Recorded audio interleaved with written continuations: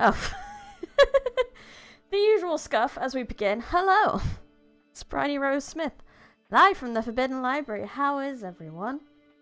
Hopefully you're good. Hopefully you're excited for some book today. But, you know, I kind of had that thing. Yeah, before we start with my scuff already, I did complete a book in my own time that I'm gonna quickly tell you about before we start on the comedy book with the cats. So the book I read in my own time was The Extraordinary, The Ordinary, and Soap, Book 3, which if you watched my tier list video, my tier list stream from last year, the second book actually did not rate very highly with me because it fell into a lot of sexist fantasy tropes. There's no other way to say it. This one, I only read this one because sunk cost fallacy. It was the last of the trilogy and I'd read the first two, so I kind of just felt the need to read the last one.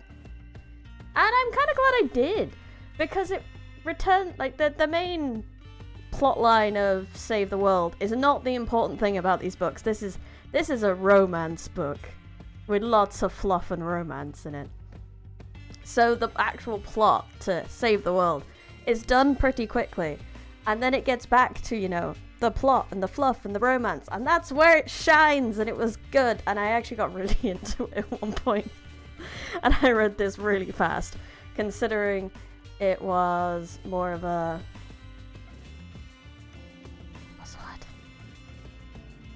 Considering how I didn't like the second one, I was really shocked how much I liked this third one. So that is that. I can bring my currently read down. Yes, it was very romantical. That is the wrong label. Where's my label? That's one. That's the one. That's the one. It goes down to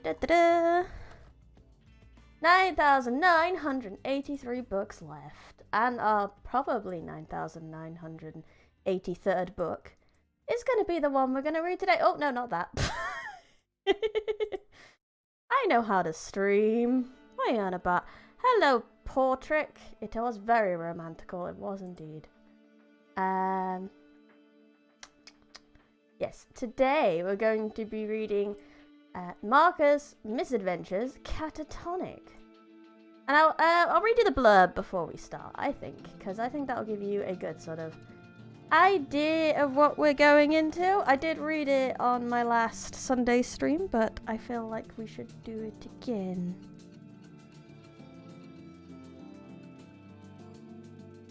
Misadventures Cat-a-tonic. I totally am prepared and have it in front of me. What are you on about? So a quick read of the blurb for you. When Marcus Kyle found an old book, C.A.T. Tricks and Tricks, in his employer's archive, he thought it would be a good laugh and maybe help teach his cat something. It's really good, isn't it? It's like, it's quite a comic book, sort of classic comic book style cover, isn't it? But it's got a cat on it. What more do you need? But the type of tricks in this book includes more alchemical than entertaining. After an explosion, he and his fiancée, Alana Kim, and their cat, Purloin, have their lives altered forever as a new world of magic and mysteries unveils itself up before them. With every discovery, more questions arise, and hints of a darker destiny unfurl. What changes did the accident force upon them? How does their employer, Wonderland Pharmaceuticals, tie into this? And, most important of all, did that cat just talk?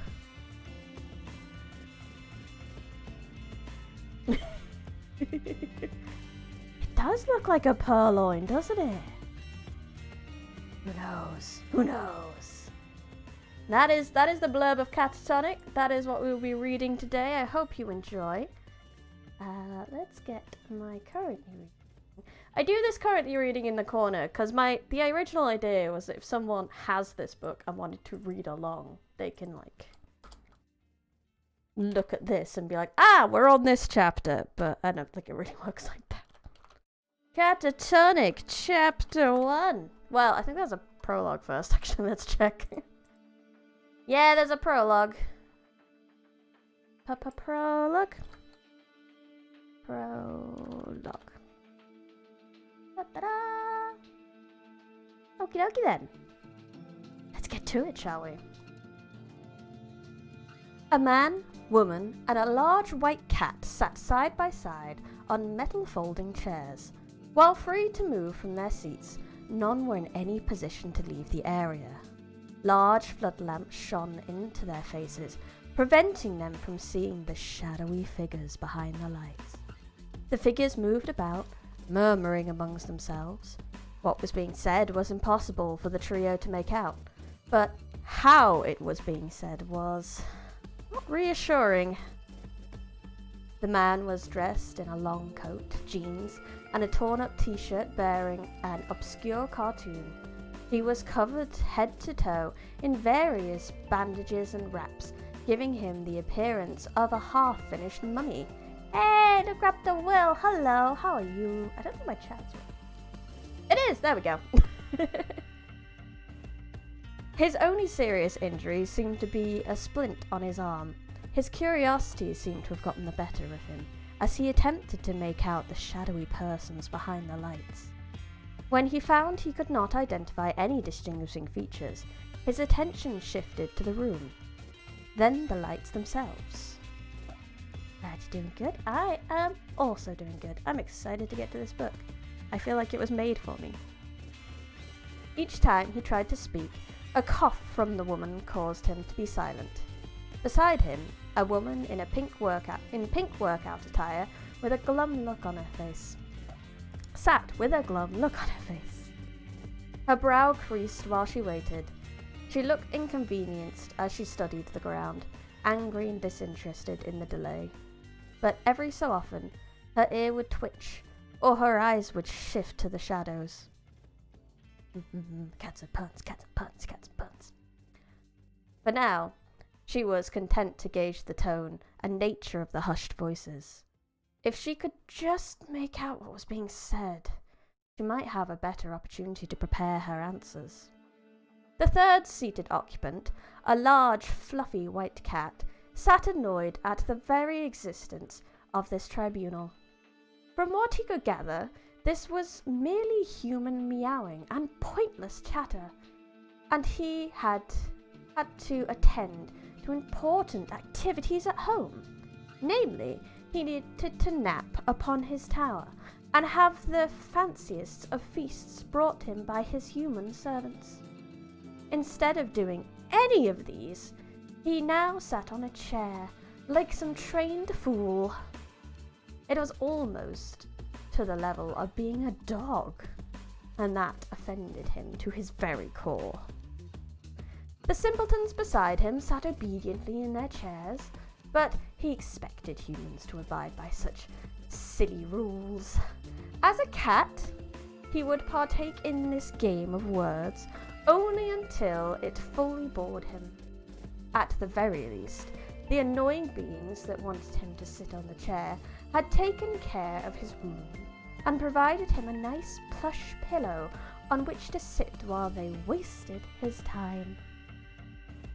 He considered not biting them when this was over, but that would depend on how much time of his they wasted with their questions. A mechanical click came from behind the lights. A deep voice spoke.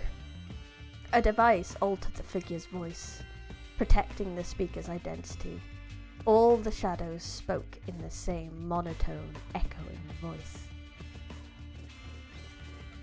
I wish I had a voice changer, this would be good, but I don't, unfortunately. So you'll have to bear with me. Please state your names for the record. The mystery voice announced, followed by a pop as the microphone cut back off. Marcus Kyle, the man replied. Just your name, the shadowy figure added. We do not need your title, Magus. To clarify, your name is Kyle. Marcus let out a long, sorrowful sigh. There was an old agitation and weariness to the sound. In the past, he might have laughed at the mix-up or miscommunication, but after hearing it so many times over the past few days, he found the joke had worn out its welcome. You know, that was funny at first, but just your name, the voice repeated. My name, he said, putting emphasis on the words, is Marcus with a C, not a G. Kyle.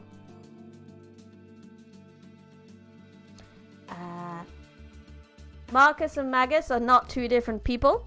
It's just that the voice assumed that he was saying Magus rather than Marcus, because they sound very similar. That is the confusion.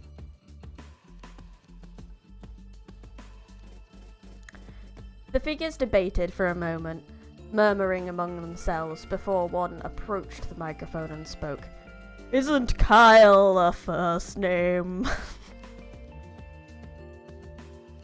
If the first sigh had been long, this one was an eternity that bordered on a breakdown. Yes, it's an odd name. It comes from... Ah, the figure replied disinterested. Your name, miss. Alana Kim, she answered, folding her arms over her chest. And yes, my surname can also be a first name. Do you want me to spell it? She seems more annoyed. It's K-Y-M. A loud scratch of pen on paper came over the loudspeaker as something on the figure's notes were crossed out. No need, Miss Kim, the voice replied in a flat tone. Alana's face soured. Another pause followed, and a series of scribbling noises came over the crackle of the head of the microphone. Oh my, yes, that is quite enough. Mr. Purloin. It was I said it looked like a purloin. It's called purloin. Again, please accept our apologies for... Yes, we understand the insult. There was a fear, but a bit of reverence in the voice now. Are you talking to my cat? Marcus looked between the darkened shapes and the annoyed cat on the pillow. You can speak feline. Why doesn't Savannah's police force have a cat whisperer? We are asking the questions here, Mr. Marcus. They started. What we can and cannot do is not up for discussion now. But in the interest of cooperation between civilians and law enforcement, yes. Police can talk to cats. The cats are snitches. Marcus's eyebrows rose, and he tried to fold his arms over for a sharp pain to remind him of his injury. Now, why don't you tell us how this... There was a general disturbance of shadowy arm waving towards the three of them. All happened. Marcus, Purloin, and Alana looked at each other. The cat huffed, laying his head on the pillow as Alana shook hers. Fine, you can start, just be brief this time. His apprehension from moments ago forgotten, Marcus Kyle smiled from ear to ear and turned a little too quickly to his inquisitors. This will sound strange, but it all started one sunny day when... Chapter 1. Currently reading. Chapter 1. I love that bit from the cat's perspective. And I hope we have many, many more. Maybe I should get some cat ears for this. I do have some on me, actually. They might be Sprigatito ones for when I was playing Pokemon, but it'll do, right? Let me... Is it this one? Yeah! There we go. We'll have green ones. That'll be fine, right? Cats can be green. One day, I'm going to be somebody. At least, that was what I told myself every day since I was little. I'd always wanted to accomplish something amazing. I would get all the glory and praise that came with it. Ah, thank you. I hope your projects are going well. You're a go, VTuber. Changing the world with my brilliance and know-how. So, when I tell you I was a file clerk in a document storage room, you probably can see how well all this is going. I spent most of my time interacting with stacks of paper and binders than with people. Honestly, sounds like a great job. Who needs people? Since it was a secure room built back in the ages when people said "ought" for the ear, it was like being locked in a prison from the Middle Ages. Things got dropped off to be filed away, and it was my job to update the database with the location code numbers, contents, and so many other boring things. You might have already stopped listening to me at this point. Please don't. You would think, but Marcus, isn't your job at a super successful pharmaceutical company? Totally not Umbrella, right? Hopefully not Umbrella. Why are pharmaceutical companies always so sus? Surely you must see all kinds of cool stuff, right? First, I'll spare you the obvious Shirley joke, because I'm a man of culture who does not settle for low-hanging puns. I find them pungent. Next, you'd be wrong. What I saw was just data and spreadsheets. Maybe the occasional CD, or those big black scientific journals. The only good part about my job, besides the fact that it allowed me to pay my bills, was people left me alone to do my thing. The work was simple, and after years of doing it, I could file a day's worth of material in a matter of minutes, which left me alone in the quiet depths. So I'd often catch up on my emails, read books on my tablet, and consider what would lead to my next big break towards fame. How about you try VTubing, my friend? I hear that's good at the moment. Sometimes I'd venture into the far reaches of the vault, down hallways that were carved into ancient bedrock, long before they were coated in modern concrete. It was a forgotten world down there, and I was king of the lost things. Yeah, kitty ears for the kitty book! I should get different ones. Like I said, these are Sprigatito ones, but they'll do. I'd made it my mission to quest into the furthest depths to see exactly what was back there. A few times I encountered ancient technology, such as Betamax tape. And when I discovered microfish had nothing to do with sea life, I was devastating. It was devastating, and made all those old spy movies a lot less fun. Still, I enjoyed opening old boxes and verifying their contents against the database. You know, to keep the boxes honest. When I could muster up all the will to delve into our backlog, I always learned something new. Nothing I read helped me get ahead in the company, but it painted a mental picture of life at Wonderland Pharmaceuticals over the decades. Honestly, I wish I thought to do it more often, but since no one ever asked about stuff from well over 50 years ago, I never made it a priority.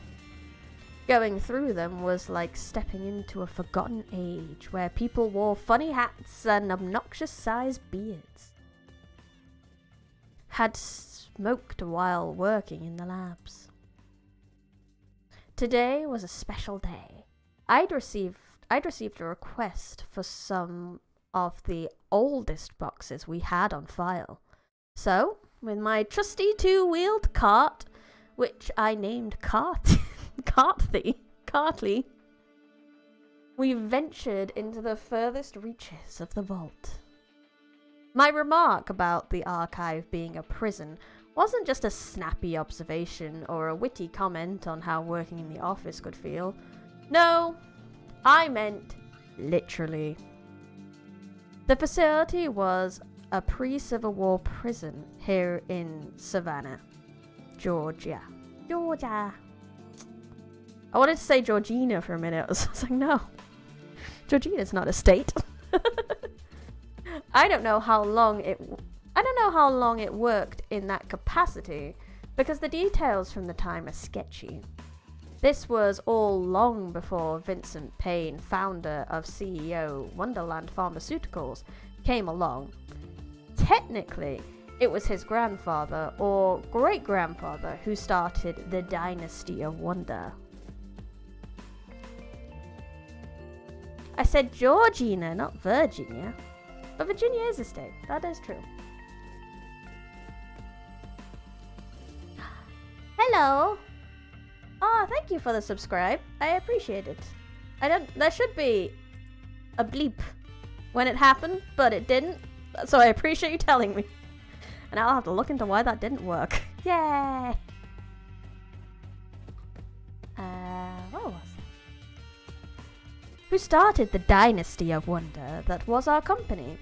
In the end, it was Payne who turned a historical eyesore and a dangerously dilapidated structure into one of the biggest employers in Savannah. Everything above ground was new, innovative, and growing. Down here in the forgotten roots, history stayed neatly buried with me as its only companion. When the renovation teams had emptied the holding cells of their contents, some parts were so ingrained that they could never be removed. One example, the large metal plates on the wall that had been used to anchor chains. Oh gosh. Another would be the occasional series of parallel holes on the floor, where the prison bars had once been. They filled the round holes with newer concrete, but if you spent as much time down here as me, you could see the subtle differences in colour, even after all these years. Plus, they were not smooth to roll over, and more than once Carty tipped, causing boxes to spill everywhere. Oh no, poor Carty.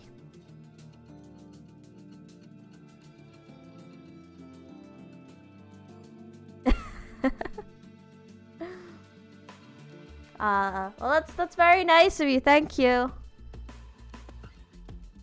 What to say to the compliments? I'm okay at being insulted. When people say nice things, I really don't know what to say. Thank you.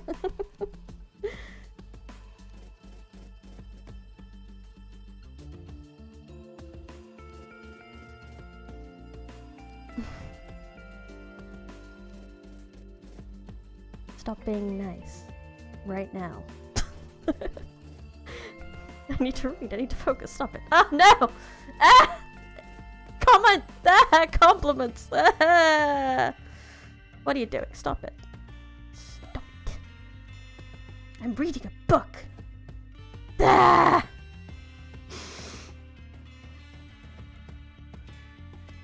Oh no. Ah. Stop it. Stop it. I want to...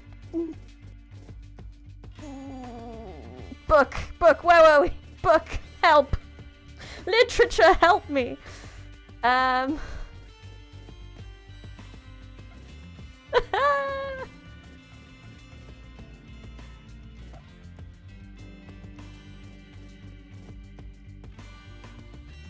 had nothing bad on the internet.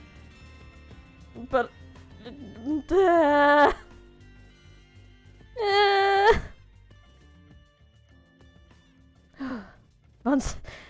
The literature didn't help. Okay, literature time! Literature time! Literature time! Looking at these echoes of the past had me pulling my fleece sleeves a little closer. My chill wasn't just from the temperature. We ventured further back into the archive than I had ever gone before. Back to a spot where the shelves were lined with dust. But stop it! Stop it! You're cool, shut up! You, Luke, shut up!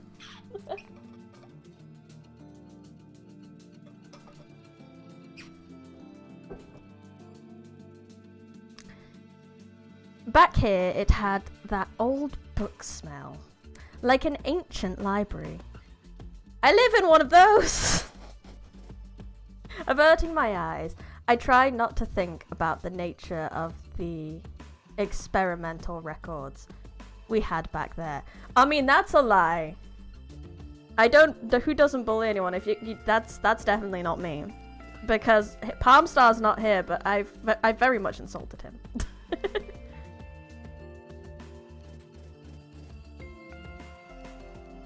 If you like me reading books, I've got 2 whole books that I've read on here, and then some of the others are just samples and stuff.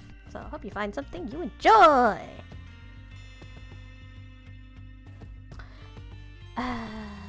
Averting my eyes, I tried not to think about the nature of the experimental records we had back here. Modern research reports were lines of data and had to be run through simulations and test modules.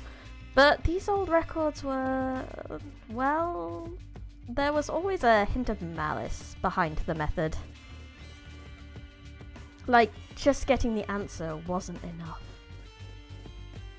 The few records I had skimmed over the years recorded things like emotional and physical reaction by test subjects. Most of the volunteers were animals. Most. Humanity hasn't always had the kindest eyes when looking at their fellow man, especially those that were incarcerated. Thinking about the kinds of things in this forgotten archive and the dark history catalogued could make a lesser person get lost in their thoughts and go mad from the revelations. Thank goodness I have you with me to stay sane, right, Carty? Checking the paperwork, I started piling up the boxes until a cloud of dust caused me to cough and wheeze until I was leaning on Carty for support.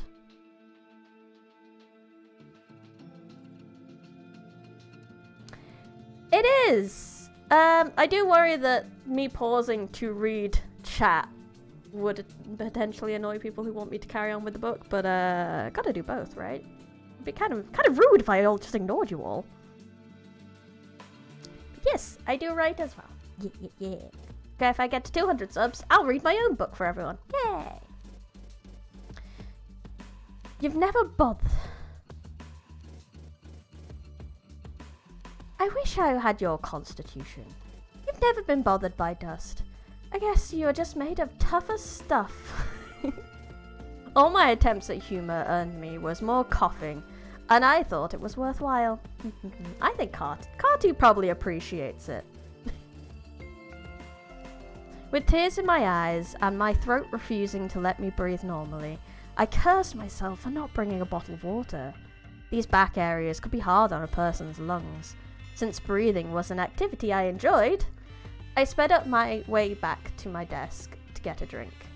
As I came up one slope, one of Carty's wheels caught on the uneven flooring and jostled the boxes. I shifted my arms, trying to correct, and adjusted before everything spilled out. With so many years of experience and my mad carting skills, I moved with the bump and kept everything vertical.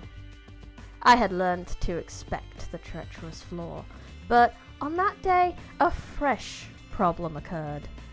There was a sudden hiss before the cart bucked hard to one side.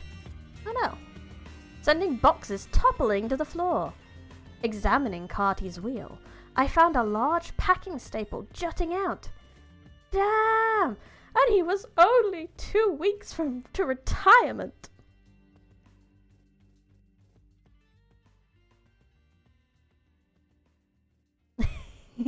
Indeed, thank you, Algorithm. I am glad you're enjoying it. And writing can be quite a daunting thing to do. I would suggest coming to my writing streams on not next Monday. Monday after, I'll probably be doing it. But that's when I tend to work on my author stuff as well. So you can ask me questions about how to get into writing if you wanted. I would be happy to answer them. Maybe not in this stream, like I said, but in a focus stream, definitely. Scooping up files and journals before dropping them back into the closest container, I kept coughing. The old boxes were thick with dust, which I inhaled as I kneeled among scattered papers, journals and folders reaching behind me. There was a jolt of pain on my fingertips, causing me to pull away. Looking for the source of pain, I expected to find I had touched a shelf or something metal from inside the box. I was a little afraid I might have grazed a socket and narrowly avoided electrocuting myself. If that had been the case, there was no telling how many hours I might pass before someone found me. The thought of dying from something so stupid in a small place like this sent a chill down my spine. Instead, to my confused relief, all I found behind me was a single red booklet. Unlike the piles of journals and notes, it was pocket-sized, and I stuffed it into my fleece to get it off the floor while I continued cleaning. Something glittered on the ground where the book had been. A small, empty vial. I picked it up with a grimace, unsure what had been inside this old vial and why it was being stored instead of tossed out.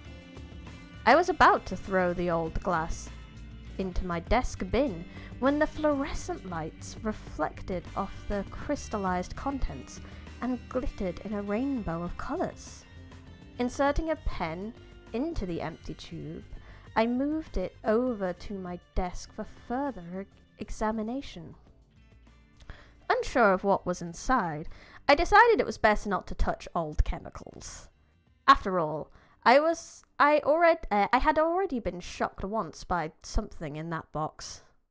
There was no need to risk getting contaminated with ancient unknown experiments, but I also couldn't just throw out something so cool looking. Correct. Correct instincts. For now, actually, do you know what that reminds me of? That reminds me of like the TikToks and stuff you see of like the white ladies trying to go up to the very, very scary cats. This is like the male equivalent of I found a shiny rock. It might be dangerous, but it's a shiny rock. Danger rock. For now, it could brighten up my desk for a few hours before I made a trip to the labs to properly dispose of it. After carrying each individual box up to the front counter, I plopped the vial-covered pen into an old coffee cup filled with all the other oddball items I'd found over the years. Then I rattled off an email asking to have someone pick up the boxes. Out of the corner of my eye, I saw a blinking light on my phone, showing several missed messages. All of them were from the same person, and had come in over the last few minutes. Of all the days to lose track of time, I muttered as I gathered up my things and sprinted to the parking lot. Oh. I see, he's late for lunch! What a fool! Carty taking up too much of his time. Quick drink before the next chapter!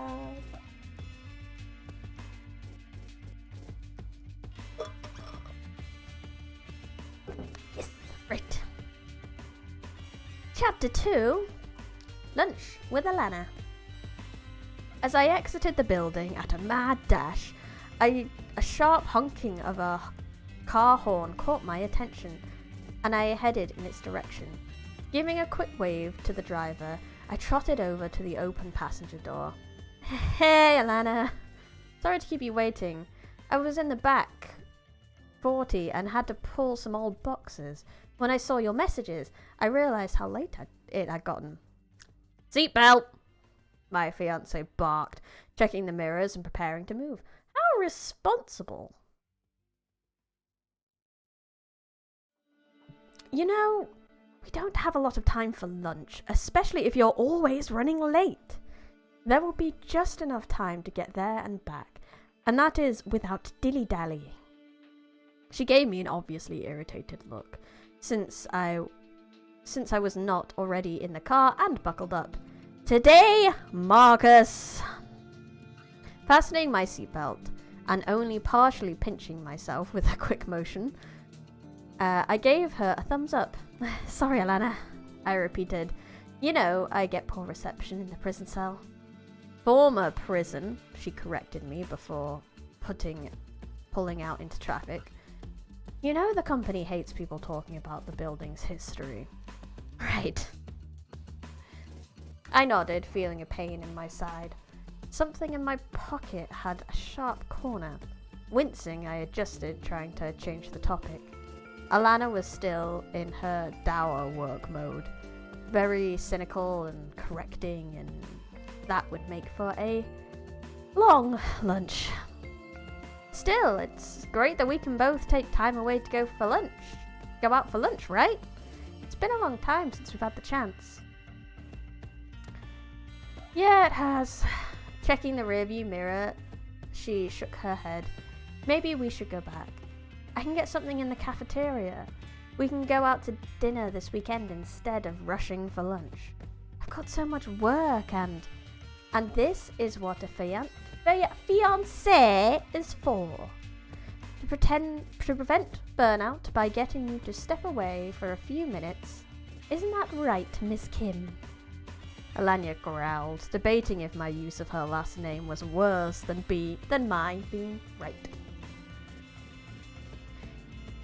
She hated leaving in the middle of anything, especially now that her project was on genetic modifications. Especially now that her project on genetic modifications was in the last stages. Now that sounds sus. Her creased brow and narrow glare told me she was still processing some detail or result. On a normal day, Alana would be eager to leave the office and stretch her legs. While she loved her job, as it let her pursue her passions, she also enjoyed a break to clear her mind. If she was grumpy, it meant something wasn't going according to plan. Rough day? I'm sure things will look better after lunch. Alana shrugged at my comment. My words didn't seem very effective, which made sense. She had a master's degree in genetics and chemistry and had an intimate knowledge of every aspect of her project. All I knew how to do was mix chemicals and see what happened. That's not science, that's just fucking about. It's not that I didn't want to learn, but there was so much to know. I felt overwhelmed. I could file a report like it was nobody's business. But for lab work, I would be from starting from scratch. I can read. From what I understood of the lab work our company conducted, it was mostly watching boring looking chemicals mix and broil for several hours. He says this, but when you say it like that, it sounds like potion making and witchcraft. There weren't any bubbling test tubes or crazy coiled tubes. They didn't even wear white lab coats. In fact, I recently learned most chemicals were off-white, so it wasn't even like they got to watch colours change. When I was a kid, I had a toy car that at least changed colour under hot and cold water. Alana assured me this new project was groundbreaking and exciting work in genome manipulation and harvesting of residual dormant DNA. From what I understood, it meant Wonderland Pharmaceuticals was trying to bring back old traits people used to have, like being naturally stronger or maybe more resilient to environmental conditions. I'm sure there is more to it than that, but my brain just doesn't seem wired for science. The point was, this project was her pride and joy, and the CEO himself had always been demanding daily updates. Alana would always tell me about the revolutionary nature of her work, and that it was a game changer in the world of genetic research. I suppose. Yeah, it sounds incredibly sus, that is for sure. Alana muttered, taking a hard right into the restaurant parking lot. While I would never call her an unsafe driver, she had a blunt style. Welcome! 3 Cat a Day Writing in Cats, also known as the author Jeremy. I'm glad you have managed to pop in. I hope I'm doing a good job, other than maybe not pronouncing things again. Or not reading things well, but yeah!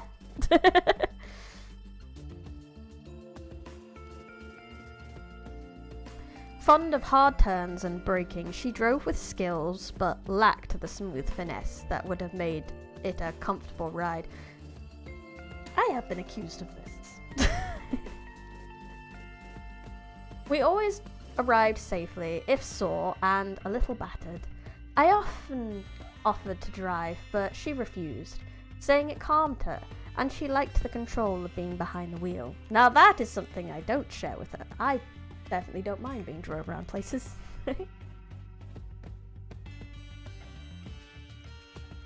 The creases on the steering wheel seemed to contradict her claims. That? Yeah. Exiting the car, we were greeted by a refreshing cool breeze. It was early spring, that time of year, when it was warm enough to sit outside, but summer's blazing heat hadn't set in yet. The winds were refreshing, not hot and muggy. Large willow trees stretched their limbs to form a canopy over an outdoor patio, providing shade and the feeling of eating in a pocket tucked away from the hustle and bustle of the modern world. Oh, I love it when you find places like that in busy cities where it's like, oh, this is nice.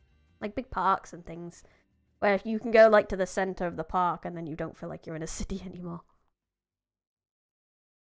As we settled into our table, another pain shot up my side, pulling the offending object from my fleece pocket.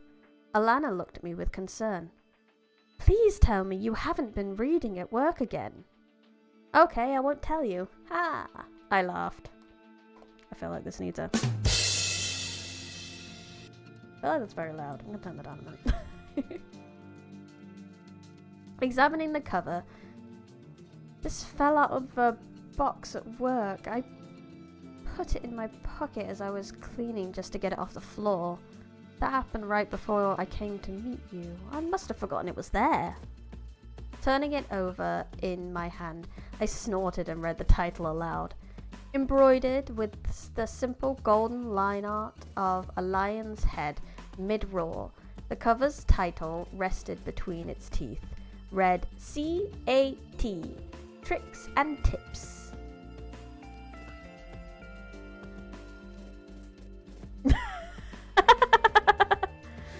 Okay, I'm gonna read your comment aloud for that because I feel like this is necessary.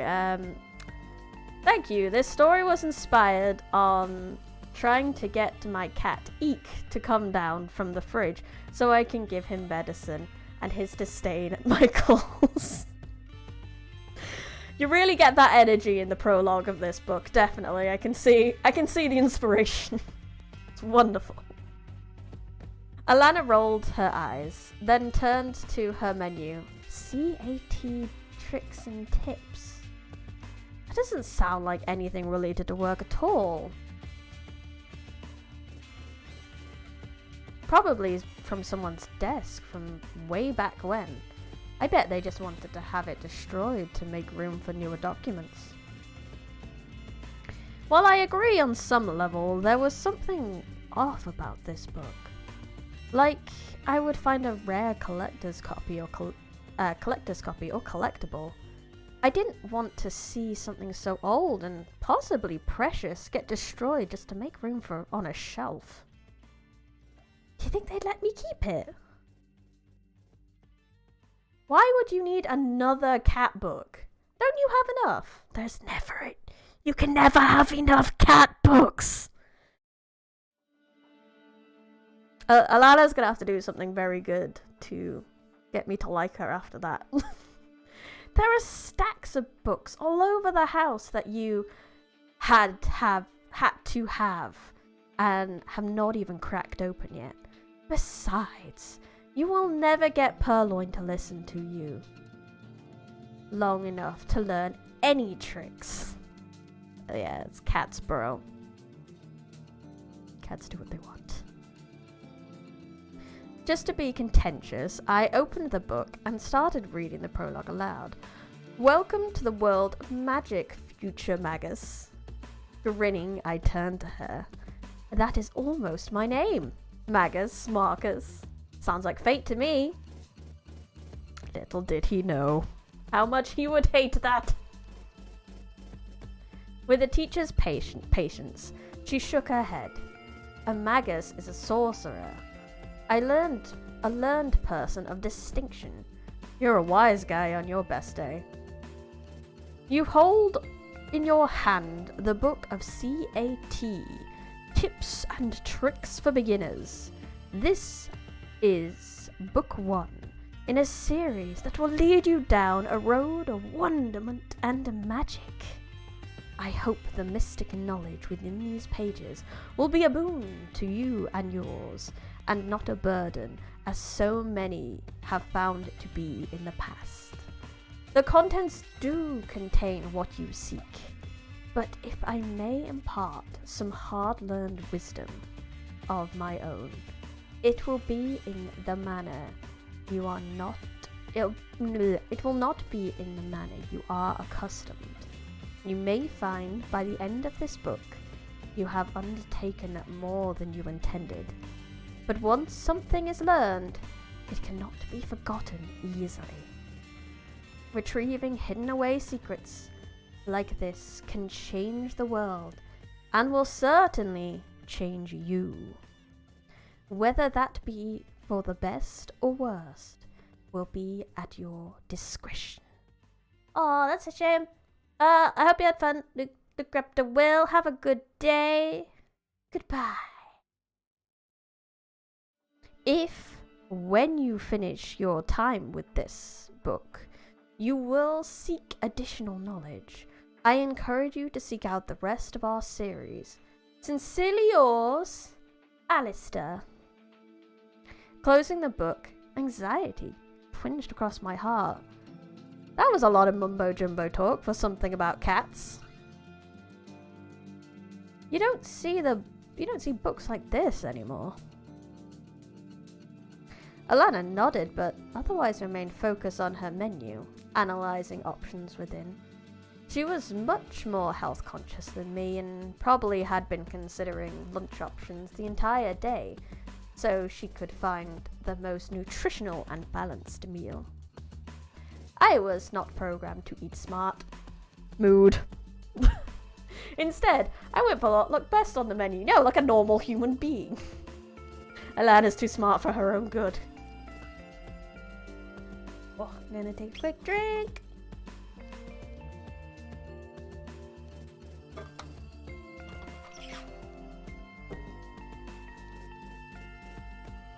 People always commented on how we were so different. She was athletic, health conscious, practical, thoughtful, and tough. In fact, her being so strong was how our relationship began. I was talking out of my trash one night. I was taking, not talking. You talked to a cart, my friend. I'm sorry, I thought you were talking to your trash. But then that's a very big insult to Carty. Carty is not trash. Carty is... she works hard. Carty does. I was taking my trash out one night when I rounded the corner and startled her. She must have thought I was a threat and responded with a quick jab to my face. Ow! What a way to meet. When I got up, I remembered thinking about the cuteness of the woman hovering over me. I see. Like many cultured men of the internet, this man is attracted to someone who can kick his ass. I also remembered wondering why my face hurt so much. In the end, you could say I was love-struck. After that, we started talking. One thing led to another, and we got engaged. I wish I could say the courtship was an adventure, but really, it was just the same story of two people meeting by chance and liking each other. People say I was lucky to have her. I guess that would be the polite way of saying it. I wasn't a bad person, but nothing special. While Alana might be happy with our current way of life, I'd always hoped and waited for that big thing, for something fantastic to happen. Then maybe they would all stop seeing me as a shadow on stage. I like to think I was a simple man. I'd settle for some simple quest or mission, like an alien princess falling from the sky, with Alana and I being her only hope, ancient jewelry needing to be melted down, or sparkly wish-granting gems begging to be discovered. Ah yes, so simple. But in the end, my life had always just seemed mundane. Filing paperwork, arguing with an inanimate cart, reading about people doing things while I sat locked away in my concrete tomb. There had to be more to life than the simple 9 to 5. Oh god. I know he's joking, but this is horrifically relatable. An adventure that didn't involve powering on my mobile game Station X and waiting for updates. People told me all the fantasy novels I read had warped my head, and the stacks of books all over our townhouse might just prove them right. In my defense, I was always trying new things, experimenting in my own way. An entire room of our house was filled with my previous attempts at grandeur. A museum with artifacts of failed glories. Poorly sewn costumes, various pickled fruits and vegetables, homeopathic kits, a miniature library of books on robotics, gemstones, mythologies, and symbols throughout history. The problem was that none of them ever captured my attention for long. But I kept looking. I was sure one day something would click. Turning away from my darker thoughts, I flipped the book in my hands. Years in an archive and being a collector of books gave me some knowledge on assessing them. My first impression was that it was old. Not just in terms of being written a long time ago, but the style of the cover art, the title, and the type of language set it further back. While I might have thought it as a gag gift, now I was wondering if this might be an antique or maybe a personal journal. If so, that was even more reason to prevent it from being destroyed. Inside, there were simple illustrations, diagrams, and walls of text. It was like a handwritten school textbook. Some words were faded, while others were hard to make out, since the ink was smudged. More than likely, this was caused by the writer turning pages before it had time to dry. The thought brought a smile to my face. It was part of the charm of the old books. Looking into them like peeping through time or into another world. Weird, I muttered while trying to focus on the pages. I've skimmed through a few chapters and it seems like it has All it has is chemistry theories, drawings, and recipes. You found a chemistry book in the archive of a pharmaceutical company, and you think that's weird. Alana answered, mulling over each side of the menu for the 5th time since I sat down. Please put the book away. I ordered some appetizers while you've been distracted with the book, and we are on the clock. Why don't you go wash up before food gets here? You have no idea where that book has been. It's been in a box for a very long time. Yeah, I do. It's been on a dusty shelf in a former prison cell for at least a bajillion years. A quick glance from Alanya stopped me from saying anything more. Before admitting defeat, I flipped to the last page, where I found a single paragraph written in an intricately detailed cursive font, and laughed. You may wonder why a book with a title about cat tricks has no instructions for tricks for cats included. That is the trick. Cats do not need instructions. Only those of us on 2 legs still need orders. Still, I hope this book has been enlightening for you, and that you learned all the secrets it holds. Alistair, again. I like you, Alistair. Old-timey Alistair. I closed the book with a loud clap, set it down, and took a picture of the cover with my phone. This piqued my curiosity.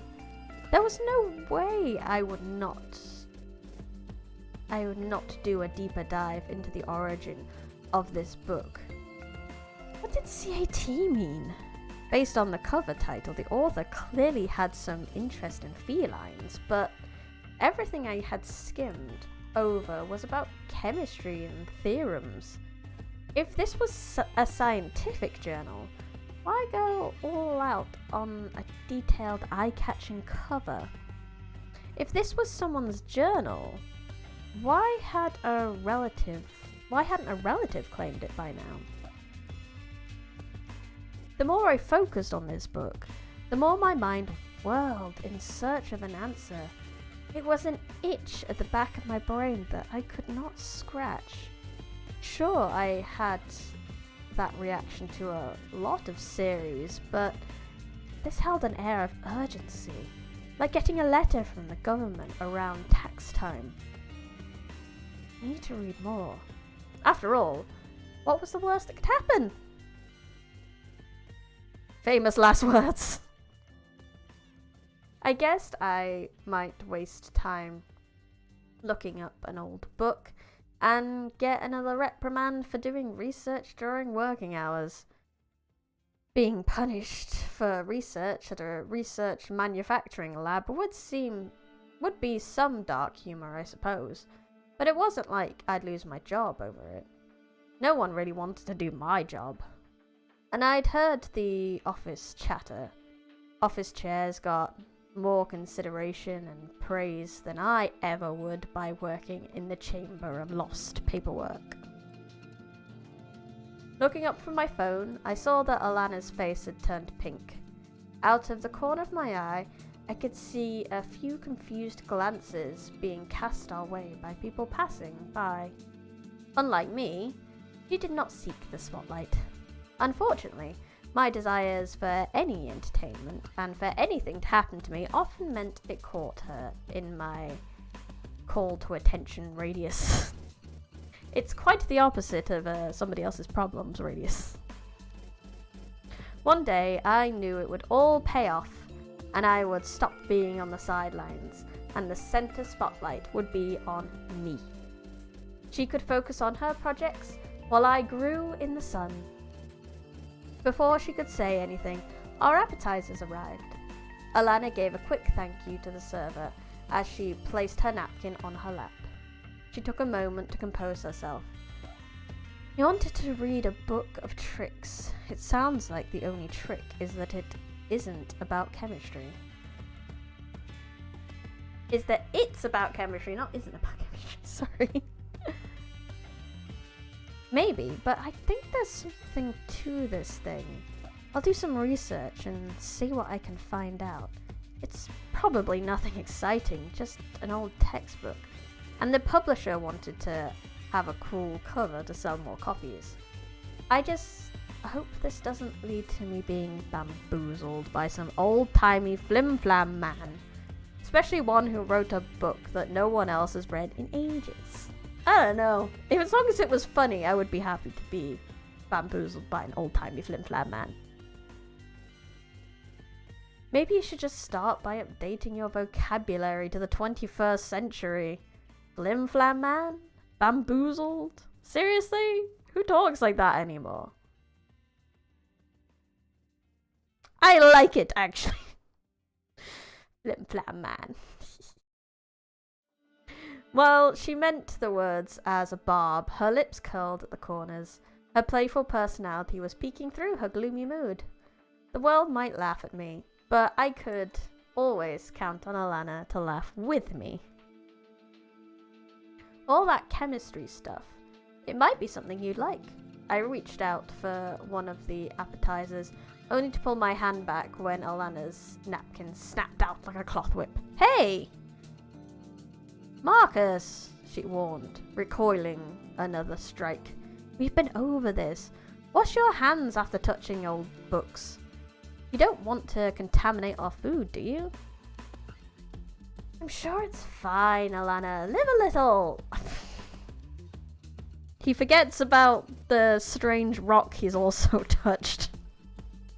Wash your hands, you dirty bastard. I cast her my best disarming smile, but she was immovable as a brick wall, as she should be. Says the man who has ordered the same food here every time we come. She nodded towards the restaurant door. Go wash your hands, please. Then we can eat. I don't order the same thing every time. I offered a dismissive shake of my finger. Sometimes they get better pictures of other burgers. Here's a simple man with simple tastes. Once she rolled her eyes, I rose from my chair and went to wash up. As I left, Alana took the appetizer I had almost touched. Was she concerned about me washing my hands, or did she want that one in particular? Ah, that was a plan all along.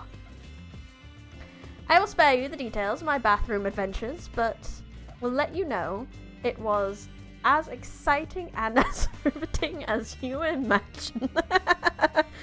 That is a wonderful way to skip that bit. Love it, I love it.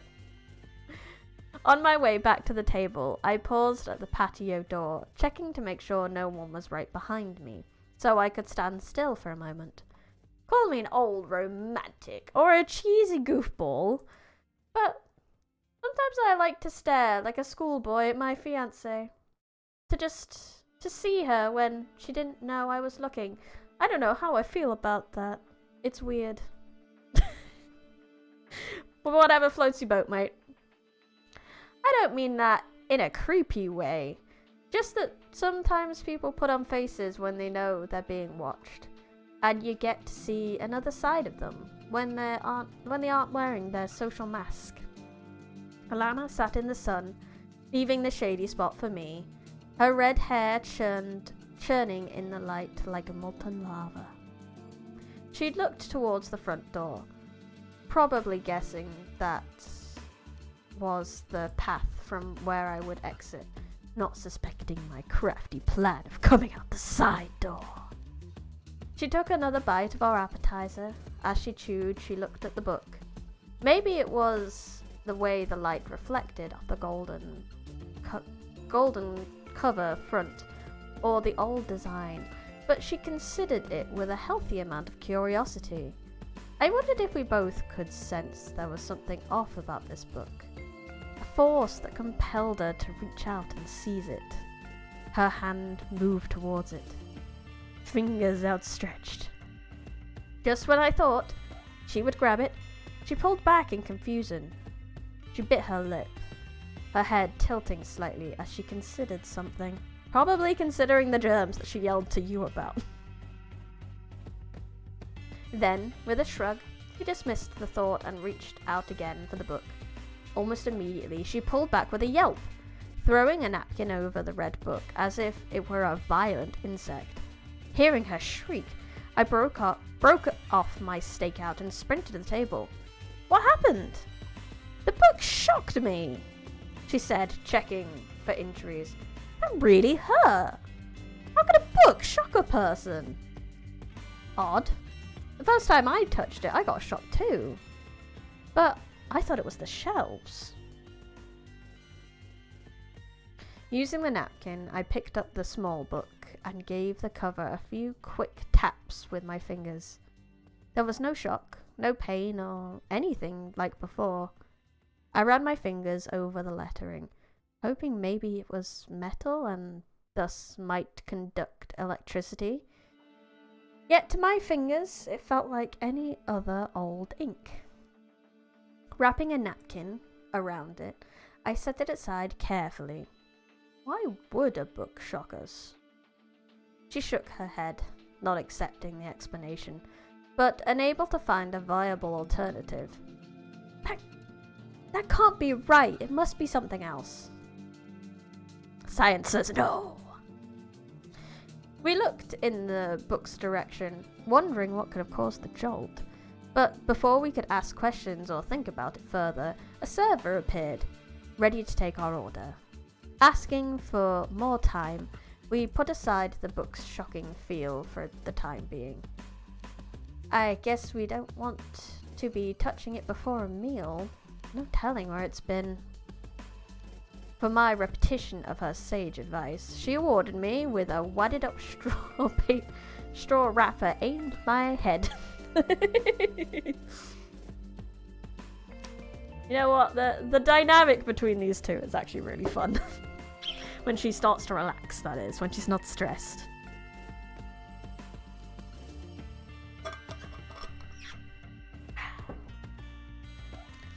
As much as I wanted to talk about why a book was shocking, beyond plot twists, I remembered this was time with my fiancé and we still needed to eat. Once I was back at work, I'd follow up on the book and maybe learn more about its properties. It would probably be something disappointing, like batteries in the cover from a failed marketing campaign. Settling back into the reason we came to the restaurant, I checked the time. There was no need for us to rush, but with Alana's work, that could change in a moment. I gave Alana a concerned look. So, what's on the agenda for the last half of your day? More tests? I know we are on lunch, but how fast do we need to get back? Alana sighed with a slow shake of her head, returning her attention to the menu. There are more tests we can run. You can never have enough data before you begin experiments. But right now, all the equipment and parts are in the cleaner. Giving her an understanding nod, I picked up the menu and noted my favourite meal was still there before setting it back on the table.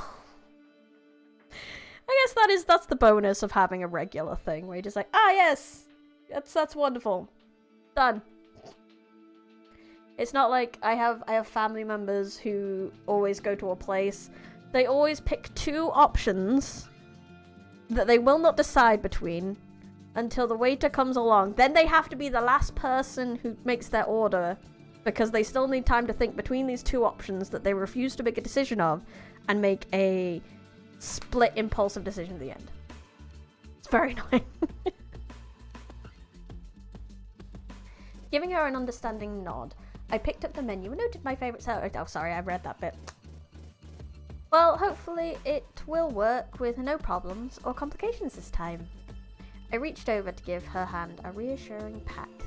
She smiled back, a hint of pain and concern in her eyes. She'd worked for many years to oversee a large-scale project of this nature.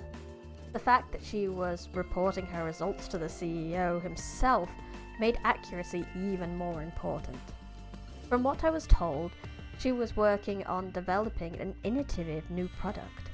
Even Alana didn't know what the data was going to be used for, only that nothing seemed to be enough. There's no need to worry. It'll be fine. For now, let's enjoy lunch. And what did you decide on? She gave my hand a gentle squeeze. A chicken salad. It seemed like the healthiest option. And I'm kind of in the mood for chicken. My mouth fell open in surprise and disbelief. You mean the same thing you get every time? Miss Kim, I am surprised at you. I laughed and she joined in. No matter what was coming for us, I knew we would get through it together. I wish I'd known then just how bad things were gonna get. Maybe then I would have asked for extra bacon. Ah yes, that would be the answer to all the problems. I like this book a lot so far. Oh, I'm laughing too much. Oh, right. Water help. Priorities, exactly.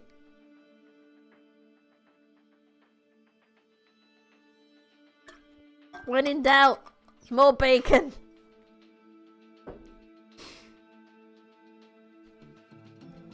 Give my voice a rest a second. Okay, chapter 3. How long have we been going? 1:15. Yeah, 1:15. Yeah, okay, cool. Keeping an eye on things. After a lovely meal, which I still think would have been better with more bacon. I mean, obviously. Although I'm not actually as much of a fan of bacon on burgers, if only because British bacon doesn't suit it very well. The crispy bacon of America, definitely. But when we put it on, it doesn't really work as well. We returned to work. As I did every time we arrived, I responded with a cheerful sigh of enthusiasm. Never once did I groan or whine about having to return to work after a heavy meal. Especially not when Alana put the car in park. Back to the grindstone. I wonder what exciting, whimsical journey lies in store for the rest of my afternoon. Don't be such a pessimist, Alana reported as she gathered her things. We have good jobs and do important work. You should be proud. You have an important job. You work in the labs, do all the cool stuff. Working in the back rooms is like being Quasimodo, just without the bells. I'm isolated, alone, and forgotten. Hunching down, I shambled towards the security door and did my best raspy voice. The bells! The bells! I love this man. He's great. Alana let out a cough, but I could hear the start of a laugh being squashed by professionalism. Okay, professionalism. Get out of here and laugh. Lab work isn't all glitz and glamour, you know. I keep telling you, it's all about following the process through reading and instructions and repetition. Repetition! I echoed, pulling on the door. Since I had forgotten to swipe my badge, the door refused to budge, and my shoulder ached over the resistance. That's saying things over and over. Ignoring my remark, she continued her train of thought. At least you get to walk around and see people. Getting her badge ready, she scanned us into the employee entrance and held the door for me. She looked at the book sticking out of my pocket. Let me know what you find out, will you? Although I would probably not mention you took it out of the building, you could get in trouble. Catching me implies someone comes to my lair and doesn't have me bring them what they want. Sometimes I wonder if I am the only one with access to the storage areas. Besides, it's not like I'd be reading it on the... It's not like I'm reading on the job or anything. Not like I read on my job either. Of course not. She gave me a look of disbelief. Who are you and what have you done with my fiancé? I'm Steven, and I pod peopled him. I quipped back with my best alien sounding voice. You'll never see him again. Alana gave me the start of a smile. Well, trash day is Tuesday, and you're in charge of scooping the litter box. Her words trailed off with a small smile. As we walked through the office area, we passed a series of flat-screen televisions playing the company's latest commercial on loop. Images of the facility, the grounds, and groups of employees transitioned across the screen. On the bottom of the screen was a transcript of the commercial script. Wonderland Pharmaceuticals is among the most advanced laboratories for clinical trials and innovative testing. We offer state-of-the-art equipment.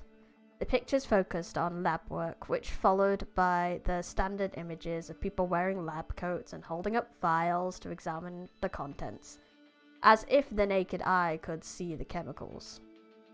Here at Wonderland Pharmaceuticals, we believe every idea that advances humanity warrants exploration, and we work with our partners to be a leader in environmentally conscious technological breakthroughs, genetic research and modification, and treatments for every manner of ailment, both human and for our little friends. Stock photos came up showing people throwing a ball for their dog at the park, a very smiley woman with a bird perched on her finger, and a family looking at a fish in a large aquarium.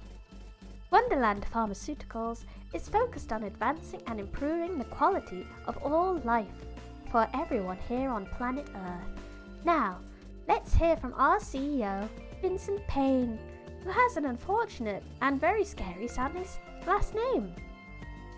The video changed, showing a man in green scrubs that looked too crisp and clean to have ever seen lab work. On his head he wore an emerald green derby, another item that would never be seen in the labs. Did you notice that they never have pictures of cats? Wonderland Pharmaceutical is incredibly sus, yes. I mused as we stepped away just before the CEO's speech began.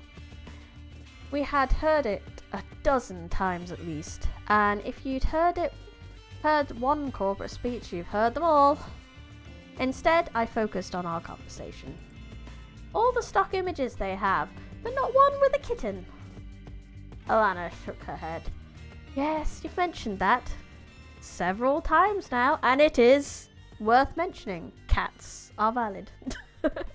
Where's our cat representation?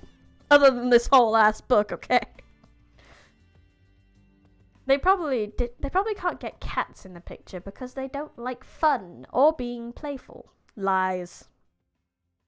Plus, when is the last time you've seen a cat pose photogenically? Many, many, many, many times. It's all over the internet. They all want cheeseburgers. All the time! That's the purpose of the internet! Yes! Plus, I know I could get Purloin to model. He's a fun cat.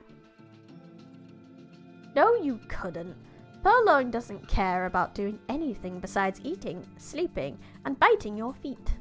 I doubt you can get him to take part in anything that doesn't involve those things. You make him out to be a bad guy, but he always runs up to greet us when we get home. Besides, now I have a book on how to train cats, even if it has a lot of chemistry and equations I don't understand.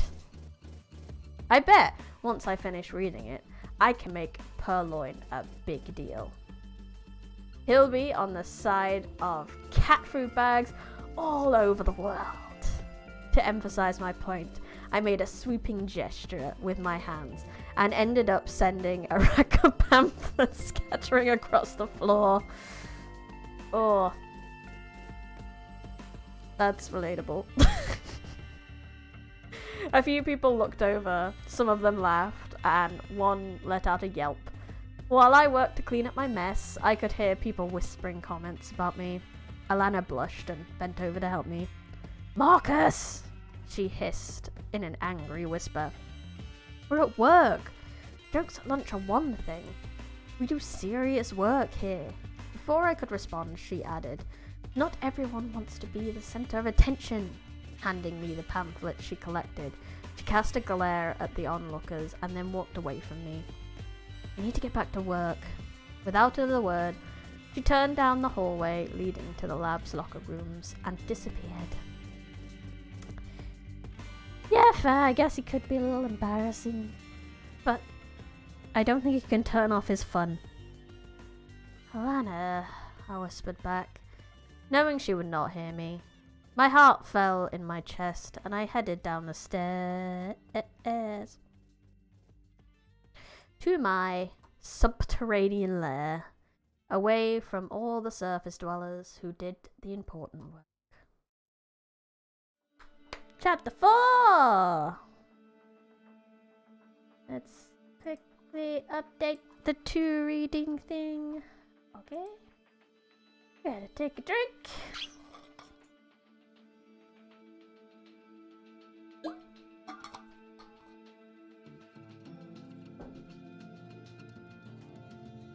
And I reckon we can get one more chapter in, and then I'll have to call it a day. And that might take us close to 20%, which probably means we're gonna get about 5 streams out of this book, so that'll be fun.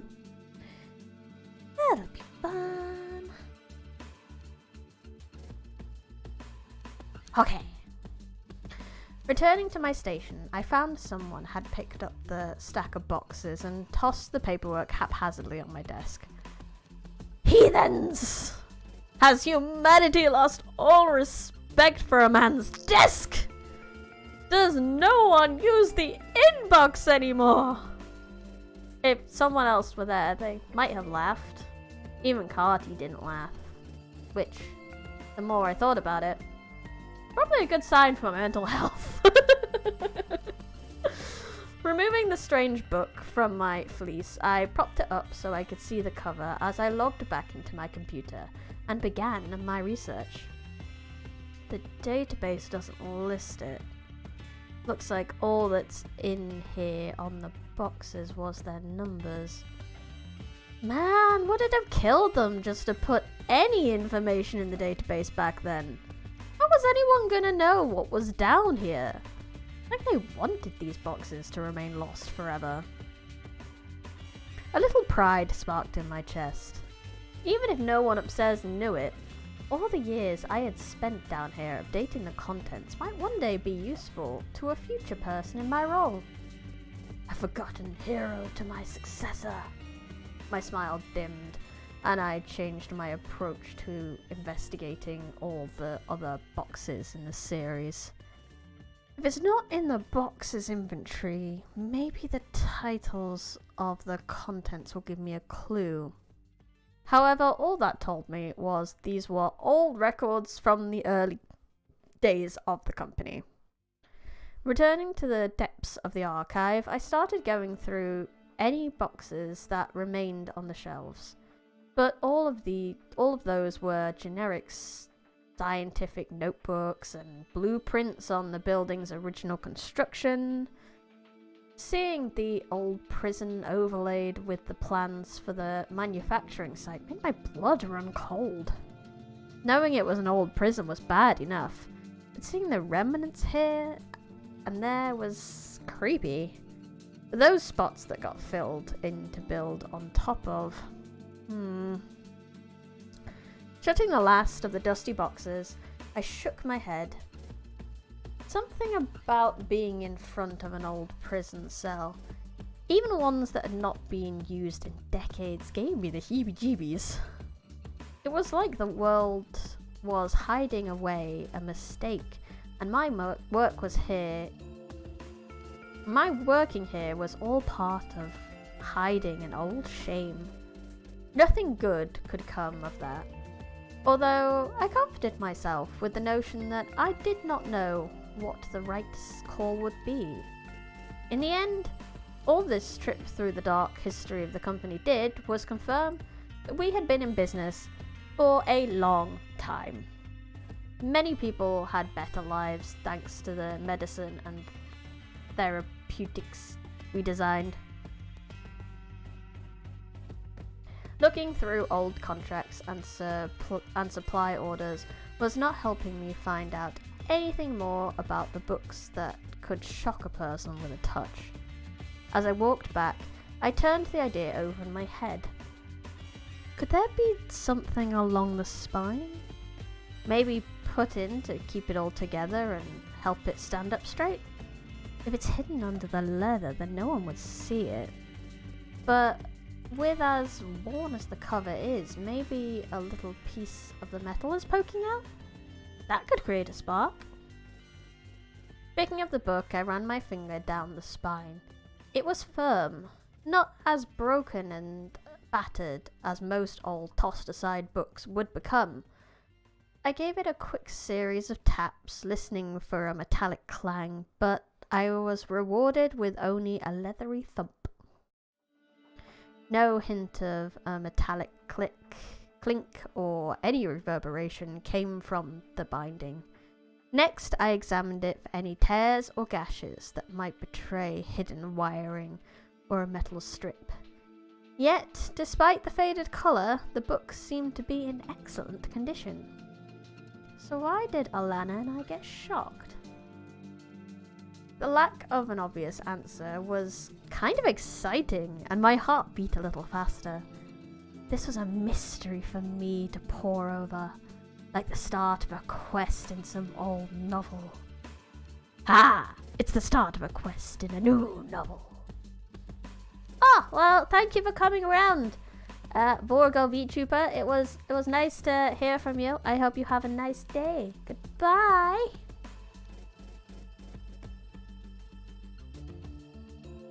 Sure, it would probably end with some stupid defect warning saying they used weird chemicals in the manufacturing process, causing the cover to spark. But at least the story I could bring up to people as a fun bit of trivia. As I set the book back on my desk, my phone buzzed. The reception in my area was terrible. All the concrete and steel above me normally killed cell signals. I reached for my phone, remembering that Alana had mentioned contacting me earlier. There was some generic update message on the screen, so I put the phone away and went back to my computer. Even if there was a critical phone update, there was no way they could connect to a network down here. It would just have to wait until I got home.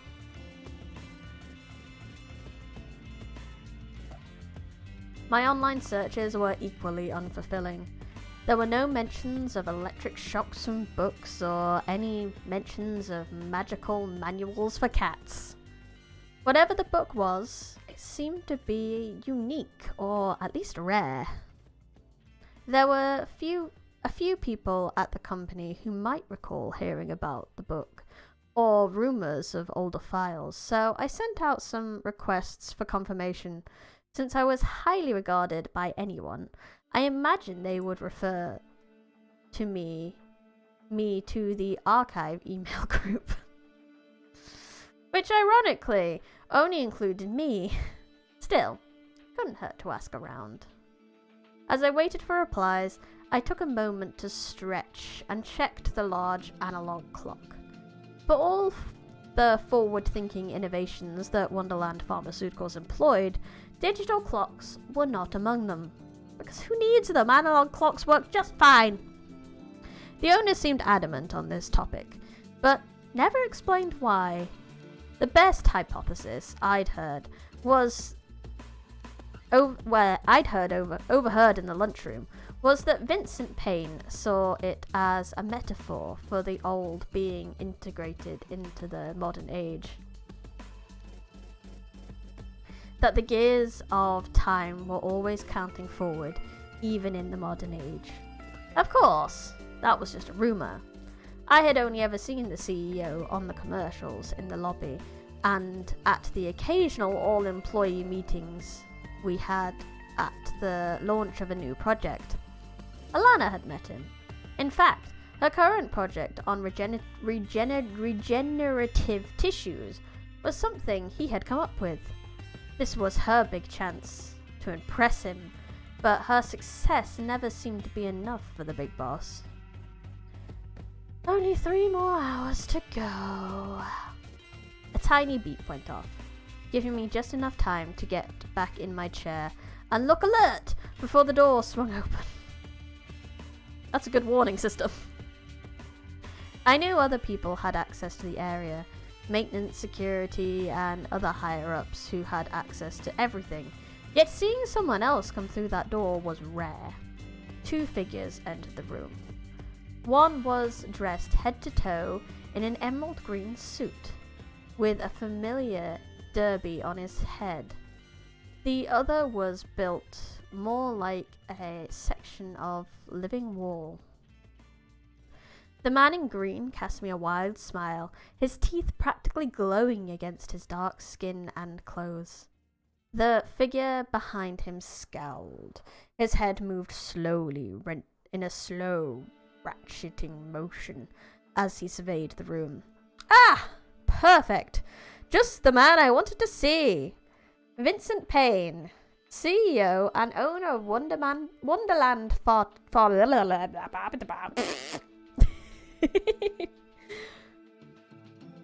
Brony stopped working for a second then. Brony.exe is restarting. I know how to read. Let's go. Vincent Payne, CEO and owner of Wonderland Pharmaceuticals, beamed. My mouth went dry as I tried to process what was happening. This wasn't just an intern dropping off another stack of things to file, a courier with a stack of boxes, or anyone delivering requests. This was the big man himself, appearing as if he'd just read my thoughts. In mere seconds, I would be in a conversation with someone important, and I was woefully unprepared.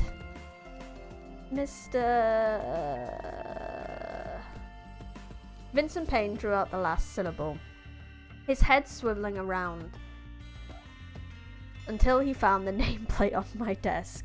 Magus Kyle, he corrected, sounding slightly impressed.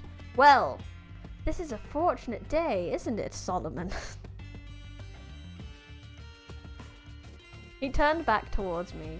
Did you know, back where I'm from, a magus is a genius amongst men? That is splendid news for me, since that means you'll be able to help me with something.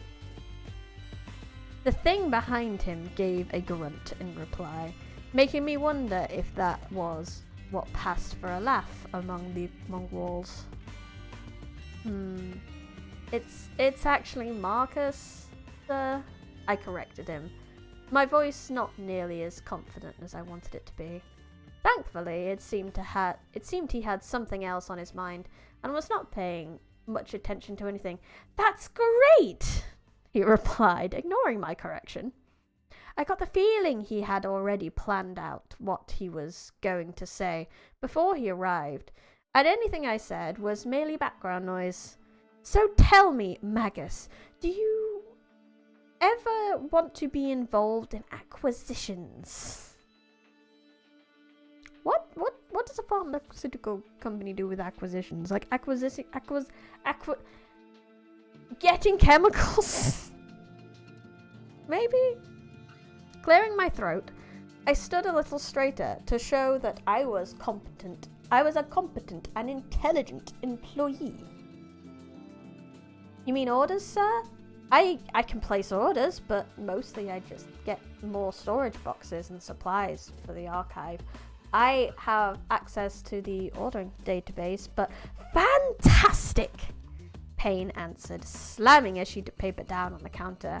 I don't want to waste time going through a bunch of channels. See, I'm a direct man, and I would like to go to the source of things. That's why I needed my boxes. I sent Solomon here to collect them. I'm sure the form has something generic written on it, But I really couldn't wait for it to go from department to department before it would finally be delivered to me. All that red tape and bureaucracy just slows down actual work. The thing he called Solomon stood nearly 7 feet tall and had to crane his neck to not scrape the ceiling. Holy duck. Built like the son of a quarterback on a wall, he bumped into shelves every time he made the slightest motion. But somehow, despite his bulk, he inserted himself between me and Payne. No one at the company knew anything about Solomon. Not where he lived, or where he was from. His qualifications were easy to see. He was a misshapen thing that loomed over Vincent Payne like a gargoyle on a cathedral. What made him even more unnerving was the aura of silence around him. The dull hum of the old lights quietened, and the whistling vents were still. It was like the world around Solomon held its breath in the moment, in hope it would not catch his attention. That's terrifying. Not only had no one ever heard him speak, but the way he moved and shifted without making a sound was the stuff of nightmares. I suppose when you are looking for a personal bodyguard, big, intimidating, and staying quiet are good qualifications. Why Vincent Payne needed a bodyguard in a secure facility made no sense to me. If anyone had ever asked why, I certainly had never heard an answer. That I had just missed encountering him earlier sent a shiver down my spine. I had no desire to be alone with that beast. Snapping back to the moment, I realized Payne had been talking. Well, anyway, since you got me everything I need, I figured maybe you could help me find something else. I've been trying to get my hands on it for years. I'd be happy to help you find anything you want, sir. I apologize if the boxes earlier were a bit banged up. My cart broke. You hear that, Solomon? This man is working with broken equipment. Payne made a snapping motion towards Carty. The colossal figure reached out and snatched at my cart with one massive hand. Even though it was just a thing of metal and rubber, I had a pang of regret for my two-wheeled companion being hefted by the towering figure. We will make sure you get a new one, but for now, on what I need you to help me find. This is a personal project I'm working on. I'm taking the company back to basics. We're going to black magic, my friend. Vincent Payne walked around the stone archives as if he were on stage, his voice echoing in the distant, dark corners of the room. Sometimes you must step back to see the bigger picture, see where you come from, to know where you are going. Now, after all this time, I am finally ready to take the company in a new direction. This new project is going to be a game-changing young magus. There was an intense look in his green eyes, passion and excitement, a flash of anger and raw energy that drew me in. What I am doing will challenge the world. Everything the company has been working on for all these years will look like a children's science fair compared to what I'm doing next. Do you get me?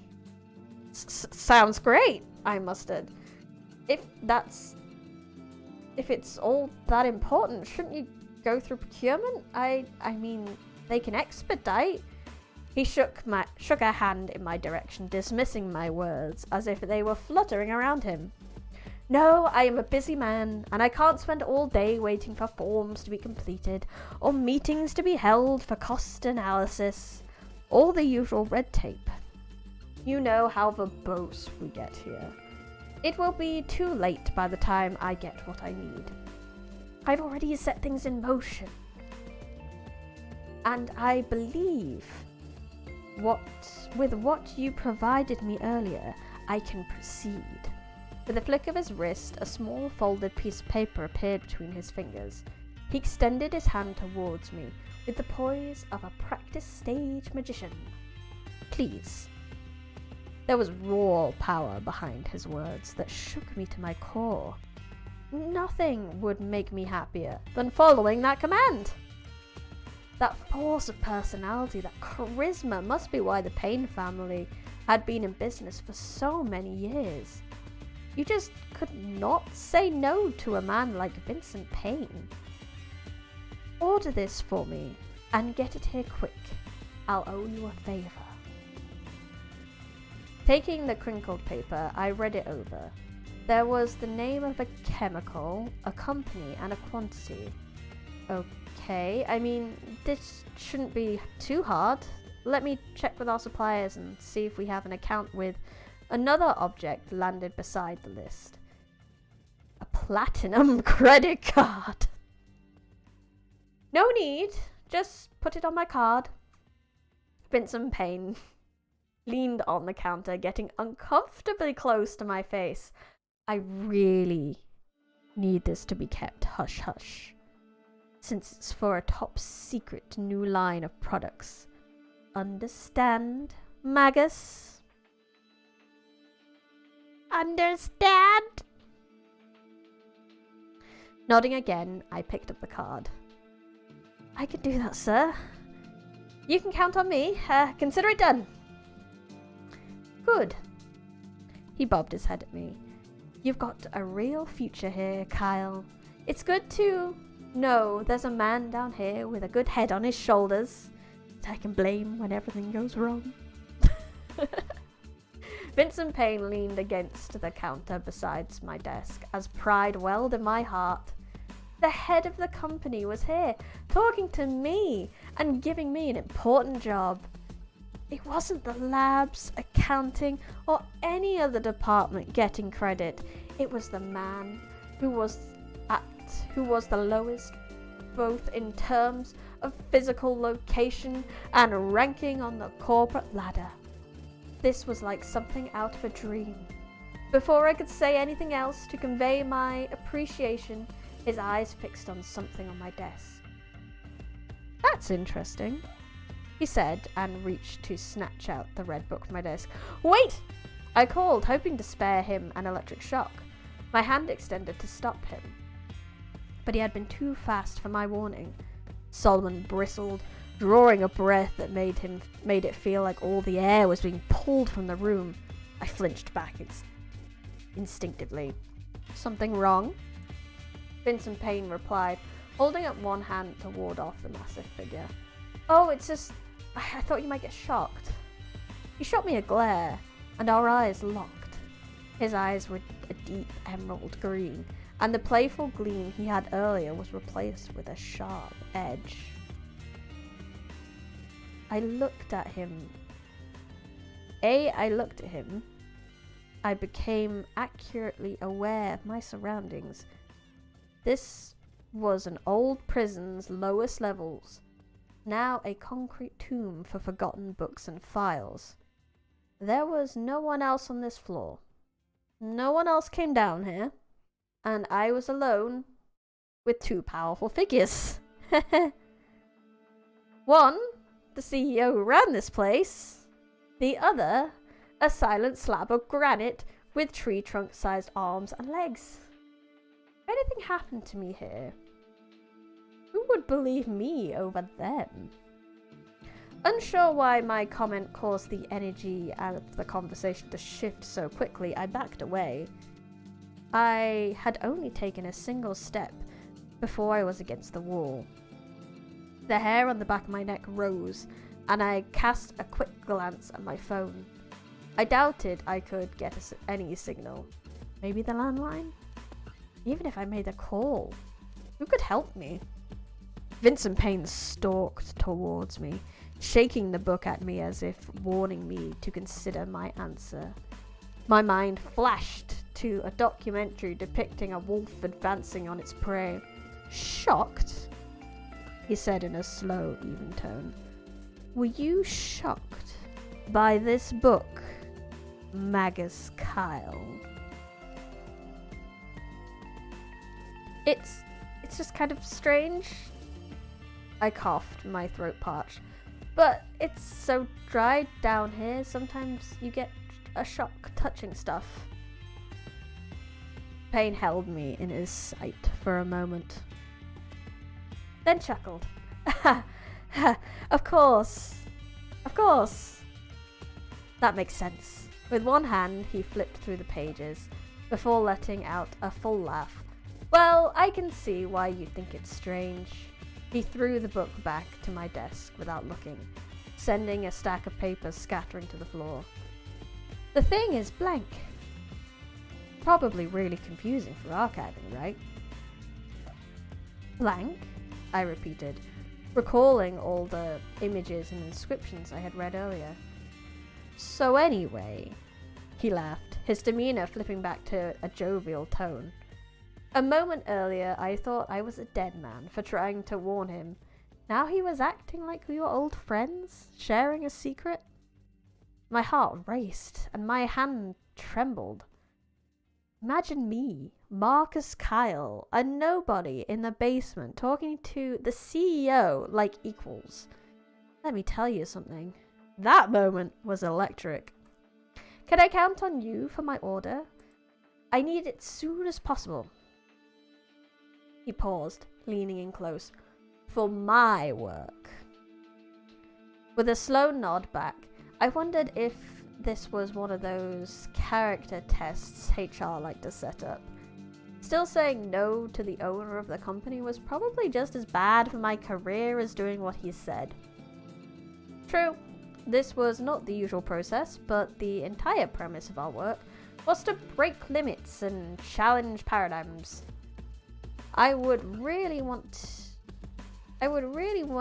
my only interaction with the owner to be... Would I really want my only interaction with the owner to be that I said no when he asked me to do a job? This might be the only chance to get any kind of recognition and be more than just a stockroom guy. Looking Vincent Payne square in the eyes, I gave a firm bob of my head. Of course, sir. It would be my pleasure. Good. Payne growled in contentment. I see. See, I knew you were a smart man, Magus.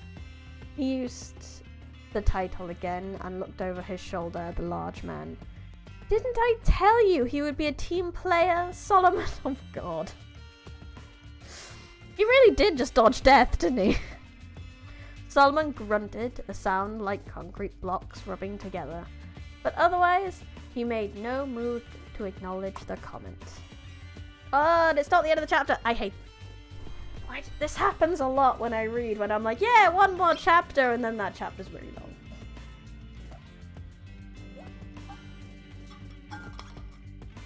It's fine. Keep going.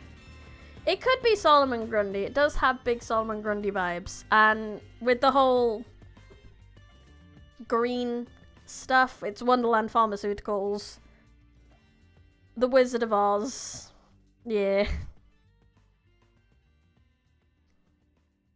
So, it seems like there's a lot of fantastical elements to this. Stretching out. 1 second. Right. Vincent Payne looked me over as if he'd finally decided I was an actual person and not a piece of furniture. Good, he repeated. I like you, kid. You got gumption, spunk, and smarts in equal measure. I'm sure you'll go far here. He turned, taking a few steps towards the door before adding, let me know the second you get my items.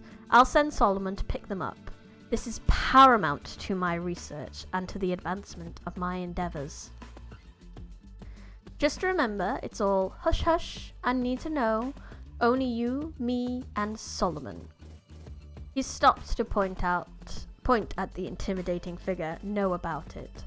So that means only 2 of us would ever talk about it.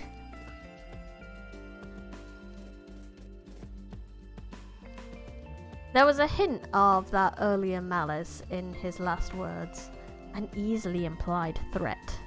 With Solomon forming a protective barrier, the 2 stepped out of the room, and the man in green smiled. "See you soon, Mr. Magus." "It's Marcus, sir." But it was too late.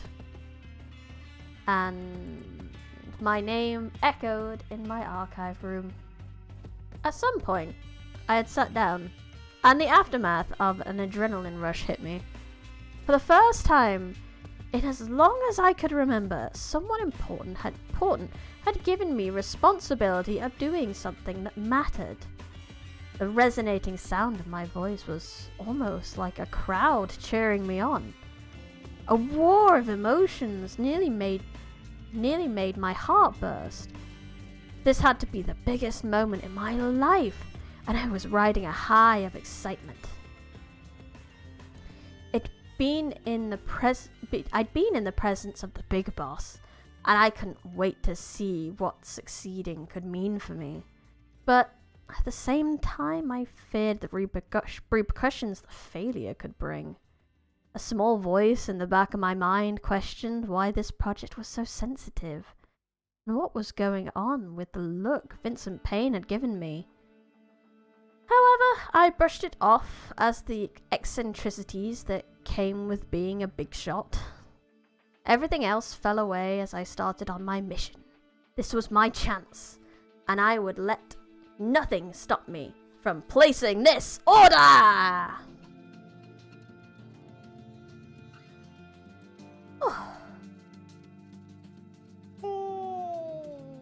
Exciting! We got some sus things going on. We got some cool stuff. He's got an interesting book of potentially chemistry spells. Who knows?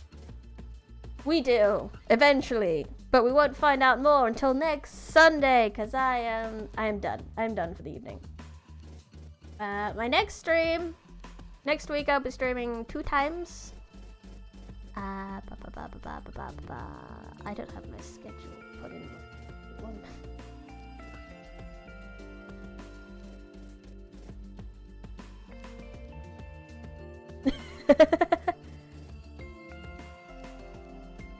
Cats with cheeseburgers. I mean, you didn't forget the internet existed, because he said that in the next line. That's what the internet is for cat pictures. It's just the cheeseburgers you forgot about, but that's okay. It's an incredibly old meme now, to be fair. Yeah. So I'll be streaming twice next week. I'm just getting my schedule ready so I can update the schedule. On Tuesday, I will be streaming Final Fantasy 14. We're nearly at a dungeon, actually, in 14, so that will be fun. And on Sunday, I'll be back with more Cat-a-tonic, Magus Adventures. It's still January. I keep skipping the last few days of January mentally and just kind of skipping to February.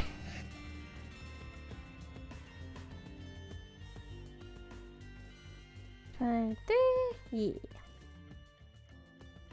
Okay. Anything else to do? No. Okay. Well, thank you everyone in the chat for coming. Thank you to anyone who might have looked. And thank you to anyone who watches the VOD at any point. I had fun. I hope you had fun. Please do the thing of the liking and the subscribing. That would be absolutely lovely, and I would highly appreciate it. And goodbye!